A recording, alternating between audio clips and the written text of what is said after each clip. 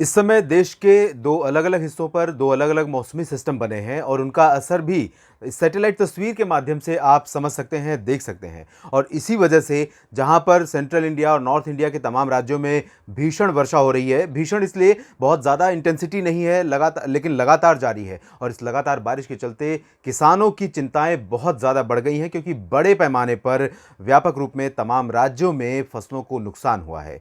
फिलहाल मौसमी सिस्टमों की अगर हम बात करें तो जो राजस्थान पर सर्कुलेशन बना हुआ था आगे बढ़ते हुए गुजरात पर बना हुआ था पहले, वो अब आगे बढ़ते हुए राजस्थान के उत्तर पूर्वी हिस्सों पर पहुंचा है। और इस सिस्टम से एक ट्रफ रेखा अरब सागर के भागों तक बनी हुई है, साथ ही इस सिस्टम से एक ट्रफ रेखा पंजाब के बीच बनी हुई है। यानी एक ट्रफ यहां पर इस सिस्टम को जोड़ रही है, जिसकी वजह से उत्तर और मध्य भारत के भाग प्रभावित हो रहे हैं। साथ ही साउथ पेनिनसुलर रीजन के क्षेत्रों पर आप देखें, जो सैटेलाइट तस्वीरें दिखा रही हैं बादलों की इंटेंसिटी, उसकी वजह यह है कि बंगाल की खाड़ी के दक्षिणी और मध्य भागों पर बना सर्कुलेशन आगे बढ़ते हुए श्रीलंका के ऊपर पहुंचा है। और ये सिस्टम लगातार मॉइस्चर को यहां पर अट्रैक्ट कर रहा है और इसी वजह से यहां पर ईस्टर्न कोस्ट पर, चाहे वो आंध्र प्रदेश का तटीय इलाका हो या फिर तमिलनाडु, पुदुचेरी और बाकी साउथ पेनिनसुलर रीजन हो, इन भागों पर घने बादल दिखाई दे रहे हैं। और इसी सिस्टम के प्रभाव से अभी सेंट्रल इंडिया में ओडिशा, छत्तीसगढ़, महाराष्ट्र के इलाकों तक बादल पहुंच रहे हैं। तो इन परिस्थितियों में कल क्या कंडीशन हो सकती है, यानी कि 10 अक्टूबर को देश के किन राज्यों में बारिश हो सकती है, आइए जानते हैं नेशनल वेदर बुलेटिन में।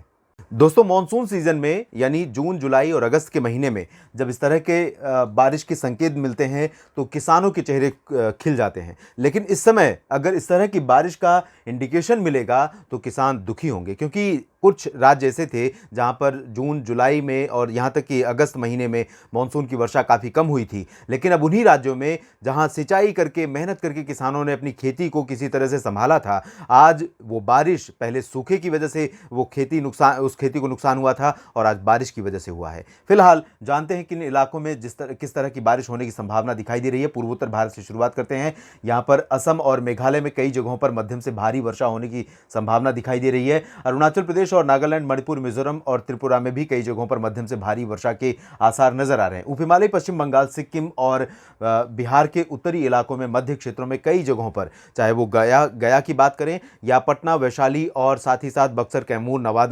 नवादा में वैसे ज़्यादा चांसेस नहीं है, लेकिन भागलपुर, किशनगंज, अररिया, पूर्णिया, खगड़िया से लेकर सुपौल के बीच में, दरभंगा से लेकर पटना, वैशाली और गया, बक्सर, कैमूर, इधर सिवान और गोपालगंज में भी कई जगहों पर मध्यम से भारी वर्षा होने की संभावना दिखाई दे रही है।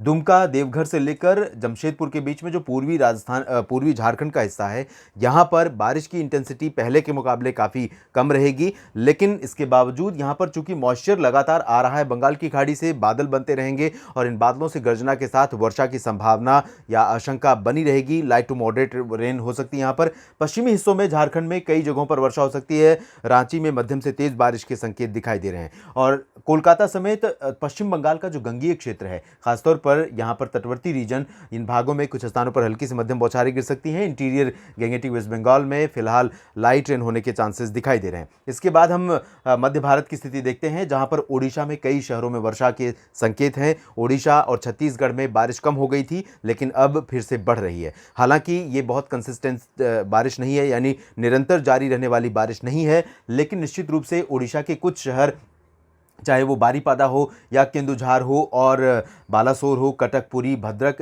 इन सभी जगहों पर, मयूरभंज में भी कई जगहों पर मध्यम से हल्की से मध्यम बौछारें गिर सकती हैं। कुछ शहरों में मध्यम से भारी वर्षा भी यहाँ रूल आउट नहीं कर सकते ओडिशा में। छत्तीसगढ़ के शहरों की अगर बात करें तो दक्षिणी भागों में यहाँ पर आप देख सकते हैं जगदलपुर और नारायणपुर, कोंडागांव में थोड़ी इंटेंसिटी बारिश की कम रहेगी। लेकिन मध्य और उत्तरी क्षेत्रों में अगर हम देखें तो रायपुर, राजनांदगांव और बलौदाबाजार, भाटापारा, कबीरधाम, कवर्धा से लेकर अंबिकापुर और सरगुजा समेत कोरिया, बिलासपुर, इन सभी जगहों पर कई जिले ऐसे होंगे छत्तीसगढ़ में जहां पर 10 अक्टूबर को मध्यम से भारी वर्षा हो सकती है।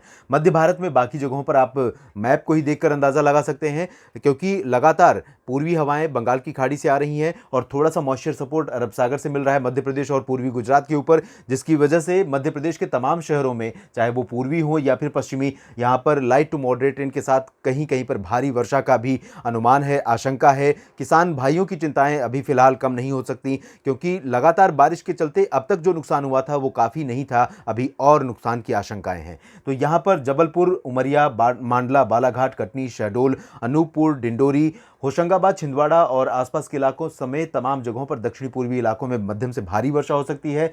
रीवा, सिंगरौली, सीधी, पन्ना और आसपास के इलाकों में भी लाइट टू मॉडरेट रेन के चांसेस रहेंगे। सागर, सतना और पन्ना, खजुराहो में फिलहाल मध्यम से भारी बारिश की आशंका है। इधर बैतूल से लेकर भोपाल और विदिशा, उज्जैन, इंदौर, धार, खरगोन, मंदसौर से लेकर गुना, ग्वालियर और भिंड, मुरैना, दतिया समेत तमाम शहरों में मध्यम से भारी बारिश की आशंका यहां पर बनी हुई है।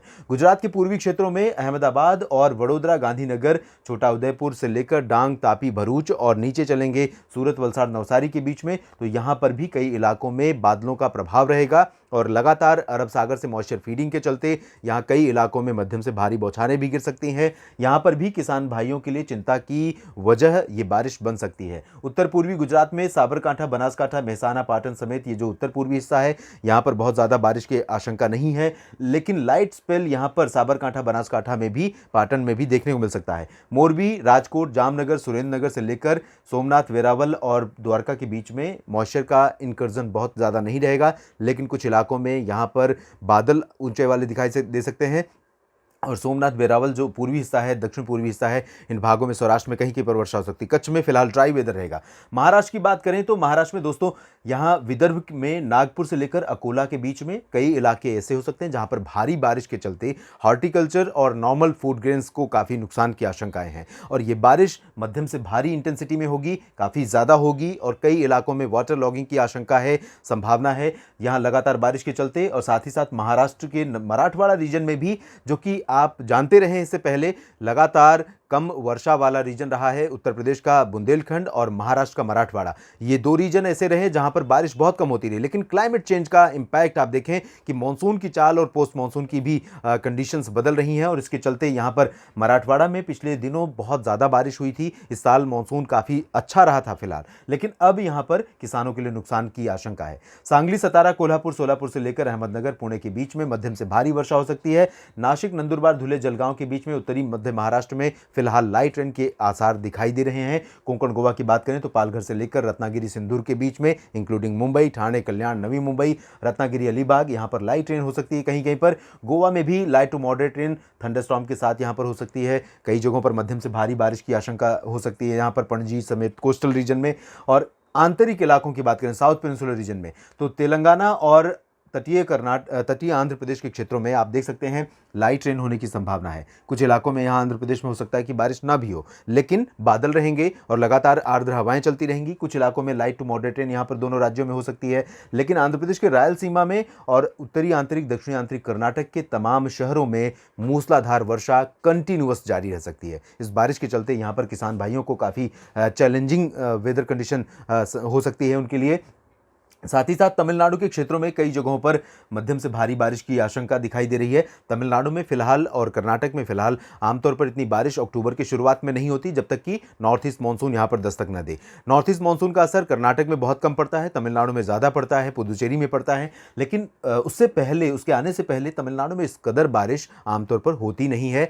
मध्यम से भारी बारिश की आशंका है। केरल में बहुत ज़्यादा बारिश नहीं होगी। लक्षद्वीप में कुछ स्थानों पर वर्षा के संकेत दिखाई दे रहे हैं। उत्तर भारत की तरफ रुख करें तो यहाँ पर उत्तर प्रदेश के पूर्वी और पश्चिमी शहरों में आप देख सकते हैं जो तराई वाला रीजन है उत्तर प्रदेश का पूर्वी हिस्सा, इन भागों में इंटेंसिटी बारिश की बहुत ज़्यादा नहीं रहेगी, लेकिन बादल यहाँ पर भी रहेंगे, पूर्वी आर्द्र हवाएं रहेंगी, मॉइस्चर होने के चलते उमस हो सकती है, धूप भी रहेगी, उमस भी रहेगी। लेकिन गोरखपुर, वाराणसी से लेकर प्रयागराज, अयोध्या और लखनऊ, कानपुर के बीच में तमाम शहरों में हल्की से मध्यम बौछारें गिरने की आशंका बनी हुई है। कुछ इलाकों में बादलों के बारिश के चलते यहाँ पर नुकसान हो सकता है। झांसी, ललितपुर और महोबा से लेकर एटा, मैनपुरी और आगरा के बीच में कुछ स्थानों पर मध्यम से भारी बारिश जारी रह सकती है। साथ ही साथ बरेली, शाहजहांपुर से लेकर मेरठ, मुरादाबाद, नजीबाबाद के बीच में, मुजफ्फरनगर, सहारनपुर, शामली, बागपत के बीच में कई जगहों पर मध्यम से भारी बौछारें गिर सकती हैं। उत्तराखंड में कई स्थानों पर भारी वर्षा का क्रम लगातार बना हुआ है। आज उत्तराखंड और पश्चिमी उत्तर प्रदेश के शहरों में, साथ ही साथ पूर्वी हरियाणा और दिल्ली, पूर्वी राजस्थान के शहरों में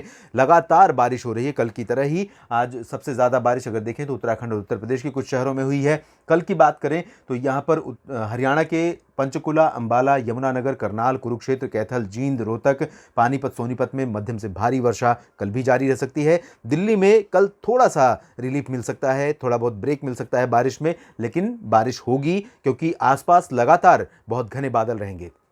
तो यहाँ दिल्ली एनसीआर में, साथ ही साथ गुरुग्राम फरीदाबाद में भी कई जगहों पर वर्षा हो सकती है।